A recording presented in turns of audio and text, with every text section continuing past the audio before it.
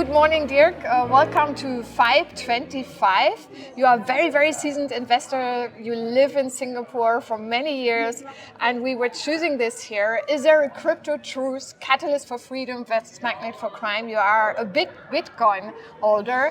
So the big question, what do you think about crypto and Bitcoin in particular?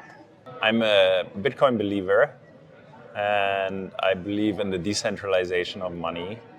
And I believe in blockchain as a technology to facilitate some of that. And we're an investor in India, Southeast Asia, Japan. And as a matter of fact, some of the elements that we see in blockchain technology are real-time incorporated into what is called the India stack in India, which is essentially a stack of financial tools for a broader ecosystem to be accumulated that starts with a biometric identification layer of the entire population. So you have that in cryptology as well, right? Like the autonomy of your identity and the portability and passportability of this technology. You have basically real-time payment networks, which is also embedded in the fintech stack in India, but also in cryptology. But I think Bitcoin is interesting from various points of view. I think there's the cryptology element, there's the non-permutability element, there's a lot of good things in uncertain days, especially when you can't believe any truth. You can maybe believe that there's 21 million Bitcoins. And I think that truth will hold for a very, very long time, while other truths may not hold. Yeah, thanks a lot. I think you're making some fantastic points. Also, how can people trust? You mentioned blockchain decentralization. We have tested this before. We have revolution, we have fraud, we have privacy, and we have India as one of the thriving, I would say, innovative markets. And you also introduced us kindly to your colleague in India. So what are the three big things in India you would say people must know, and which is kind of playbook for us in Europe? I think it's hard to decipher a playbook, but I think the key innovations over the last 10 years that really served as a catalyst for India at the stage of life cycle development where India was at that time was the concept of being poor doesn't mean you're poor as long as you're data rich. Because as soon as you're data rich, you are actually financially includable.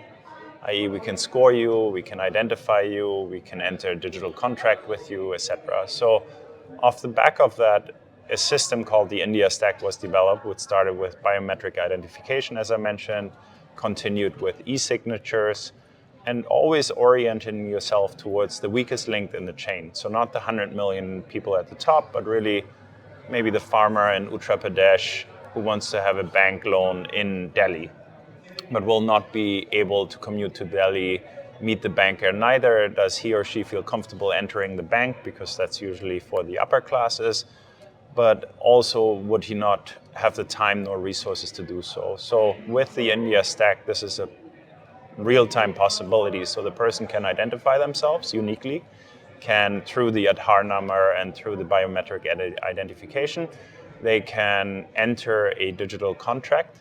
They can wire money real time without fees. And the without fees is important. They have developed a technology called UPI, Unified Payment Interface, which is essentially a network, real-time payment network among banks based on QR code standardization, which allows anybody to tap into this real-time payment network and wire micro amounts without any fees. So Manpreet, the farmer from Uttar Pradesh, will not worry about getting penalized or excluded from this because there's no fees. So even if he wires just a few rupees, there will not be an exclusion.